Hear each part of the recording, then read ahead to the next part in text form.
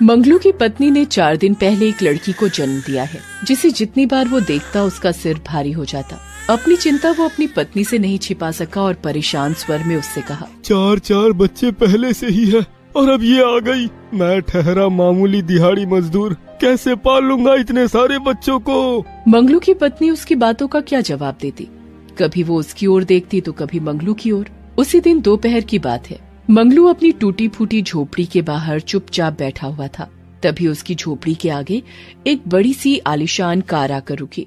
उस कार से एक बहुत ही अमीर व्यक्ति, जिनका नाम सुदर्शन वर्मा था, उतरे और उसके पास आए। क्या तुम्हारे यहाँ किसी कन्या का जन्म हुआ है? सुदर्शन की बातों को सुनकर मंगलू उन्हें घूर घूर कर देखने लगा और चौंकते हुए कहा, कन्या? हाँ, कुछ दिन पहले मेरी पत्नी ने एक बेटी को जन्म दिया है, लेकिन आपको कैसे पता? अरे ये सब बात छिपती थोड़ी है। वैसे क्या तुम मुझे वो कन्या दे सकते हो? ऐसा है कि मैं निसंतान हूँ और मैं तुम्हारी बेटी को गोद लेना चाहता हूँ। मंगलू थोड़ी देर फिर से सुदर्शन की ओर घूर घूर कर देखता रहा और फिर उनसे बोला, साहब, मैं बहुत ही गरीब आदमी हूँ। किसी तरह अपने परिवार के 2 जन की रोटी कमाता हूँ। जब से मेरी ये बेटी हुई है, मैं उसी की चिंता में घुला जा रहा हूँ। आप मेरे पास किसी भगवान की तरह आए हैं। आपके पास इसका भविष्य बन जाएगा। मेरे पास तो इसकी किस्मत में भूख और बीमारी ही आएगी। मंगलू ने सुदर्शन को अपनी बेटी दे दी। सुदर्शन ने बच्ची को लिया और वहाँ से निकल पड़ा। रास्ते में एक नदी आती थी। सुदर्शन ने अपनी कार वहाँ रोकी और बच्ची को गोद में उठाया और नदी के ऊपर बने पुल पर खड़ा हो गया। आज मैं अपने बेटे का भाग्य अपने हाथ से खुद लिख रहा हूँ। आज मैं मिटा रहा हूँ अपने बेटे के भाग्य में लिखी हर वो बात जो मैं नहीं चाहता। ये कहकर सुदर्शन ने उस छोटी सी बच्ची को पुल के ऊपर से नदी में फेंक दिया। सुदर्शन एक बहुत बड़े ज्योतिषी थे। वो भविष्य देख सकते थे। यही नहीं, किसी की जन्म कुंडली पढ़कर जिसके बारे में जो कह देते वो हो जाता। उनका कहा कभी नहीं बदलता। कुछ दिन पहले की बात है। वो अपने इकलौते बेटे श्याम सुंदर की कुंडली देख रहे थे। ये क्या है? ये कैसे हो सकता है? मेरे इकलौते बेटे का विवाह किसी दिहाड़ी मजदूर की बेटी से होगा? हाँ? सुदर्शन ने अपनी आंखें बंद की और उस लड़की को देखना शुरू किया। पल भर में ही उनकी आंखों के आगे मंगलू की बेटी आ गई। उन्होंने अपनी आंखें खोली और मैं भविष्य देख सकता हूँ तो भविष्य बदल भी सकता हूँ। मैं बदल दूंगा अपने बेटे का भविष्य, मार दूंगा उस लड़की को। दूसरी ओर वो छोटी बच्ची पानी के बहाव के साथ बही जा रही थी। वहीं नदी के किनारे बसे एक गांव की मछुआरिन विमला उस समय जाल डालकर मछली के फंसने का इंतजार कर रही थी। कितनी देर हो गई, आज तो एक भी मछली जाल में नहीं आई। तभी उसकी नजर पानी की लहरों के ऊपर आ रही उस बच्ची पर पड़ी, जो बेचारी लगातार रोई जा रही थी। अरे ये किसकी बच्ची है? किस निर्दयी ने इस बच्ची को पानी में डाल दिया? अरे जब पाल नहीं सकते तो पैदा क्यों करते हैं? विमला ने उस बच्ची को लहरों से निकाला। वो बेचारी बच्ची लगातार रोई जा रही थी। उसने उसे गले से लगा लिया। क्या हो गया? अरे क्या हो गया? क्यों रो रही है? भूख लगी है क्या? मैं हूँ ना, मत रो बेटी, मत रो। विमला के पति का 2 साल पहले देहांत हो गया था। उसका दुनिया में कोई नहीं था। उसने उस बच्ची को गोद ले लिया। विमला ने उसका नाम मीरा रखा। समय धीरे धीरे पंख लगाकर उड़ता गया। मीरा अब 21 साल की हो गई थी। इस बीच विमला की मौत भी हो गई थी। उधर ज्योतिषी सुदर्शन का बेटा भी अब जवान हो गया था। एक दिन की बात है, वो नाव की सवारी कर रहा था, तभी मौसम बहुत ही खराब हो गया। जोर जोर से आंधी चलने लगी और फिर मूसलाधार बारिश शुरू हो गई। ओह, इतनी तेज आंधी और तूफान, ऊपर से ये बारिश। तूफान और बारिश का वेग और बढ़ता गया और उनकी नाव डूबने लगी। श्याम सुंदर पानी के बहाव में कुछ देर तो हाथ पांव मारता रहा, फिर थक कर बेहोश हो गया और लहरों के साथ बहने लगा। उधर दूसरी ओर मीरा उस समय नदी में मछली पकड़ने के लिए आई थी, लेकिन तूफान के कारण वापस लौटने का सोच रही थी। तभी उसे श्याम सुंदर पानी में बहता हुआ दिखाई दिया। अरे ये कौन है? कौन बहता हुआ आ रहा है नदी के बहाव के साथ? मीरा तुरंत पानी में उसे बचाने के लिए उतर गई और लहरों से लड़कर उसकी जिंदगी बचा ली। श्याम सुंदर को जब होश आया तो उसने खुद को मीरा के घर में पाया। मैं कहाँ हूँ? आप कौन है? तब मीरा ने श्याम सुंदर को सारी बातें बताई, जिसे सुनकर श्याम सुंदर का दिल मीरा के प्रति प्यार से भर गया और उसने अपने प्यार का इजहार भी उससे कर दिया। मीरा ने भी उसका निवेदन स्वीकार कर लिया। कुछ दिनों बाद उन दोनों ने शादी कर ली। शादी के बाद श्याम सुंदर मीरा को लेकर अपने घर पहुंचा और अपने पिता से सारी बातें बताई। तुमने शादी कर ली? लेकिन ये लड़की कौन है? इसका कुल क्या है, खानदान क्या है? तब मीरा ने उन्हें सारी बात बताई, जिसे सुन सुदर्शन ने अपना सिर पीट लिया और मन ही मन सोचने लगा, हे भगवान, 21 साल पहले मैंने इस काले अध्याय को अपने बेटे के जीवन से निकालना चाहा था, लेकिन आज ये फिर से मेरे सामने आ गई। लेकिन मैं हार नहीं मानूंगा।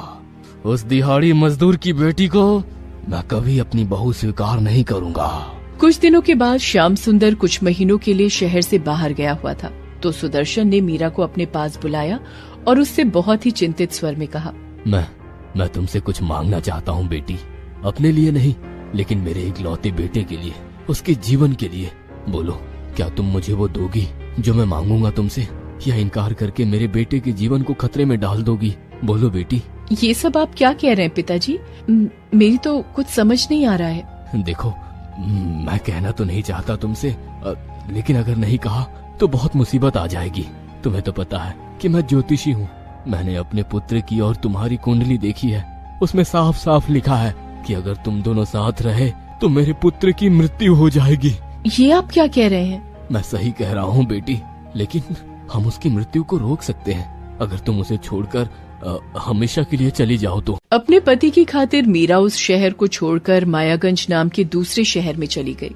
कई दिन तक वो भूखी प्यासी इधर उधर भटकती रही और एक दिन वो सड़क किनारे बेहोश होकर गिर पड़ी। जब उसे होश आया तो उसके सामने सरजू मांझी नाम का एक बूढ़ा सपेरा बैठा था, जो सांप का खेल दिखाकर अपनी रोटी चलाता था। तुम कौन हो बेटी और कहाँ से आई हो? तब मीरा ने उसे सारी बातें बताई। उसकी बात को सुनकर सरजू मांझी ने कहा, बेटी, जो भाग्य में लिखा होता है उसे कौन बदल सकता है? यही तुम्हारे भाग्य में लिखा था तो उसे तुम कैसे बदल सकती हो? वैसे भी तुम्हारा ये फैसला तुम्हारे पति के जीवन के लिए है, इसलिए इसे स्वीकार करो और नई जिंदगी शुरू करो बेटी। मीरा सरजू के साथ रहने लगी। वो उसी के साथ सांप का खेल दिखाती। यही नहीं, उसने सरजू से न सिर्फ जहरीले सांपों को पकड़ने की कला सीखी, बल्कि उनके जहर को काटने का मंत्र और जड़ी बूटी के बारे में भी जाना। बेटी, तुम में गजब की प्रतिभा है।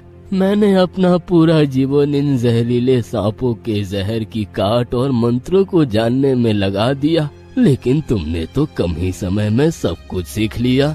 समय फिर से बीतने लगा। इस बीच सुदर्शन और श्याम सुंदर मायागंज अपने एक रिश्तेदार की शादी में आए हुए थे। शादी के बाद सुदर्शन और श्याम सुंदर एक कमरे में सोए हुए थे। तभी पता नहीं वहाँ कहाँ से एक जहरीला सांप आया और उसने श्याम सुंदर को काट लिया।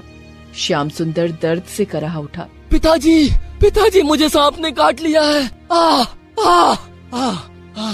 यह बोलते ही श्याम सुंदर के मुंह से झाग निकलने लगा और वो अचेत हो गया। सुदर्शन ने अपने पुत्र की जब ये स्थिति देखी तो उसका दिल जोर जोर से धड़कने लगा।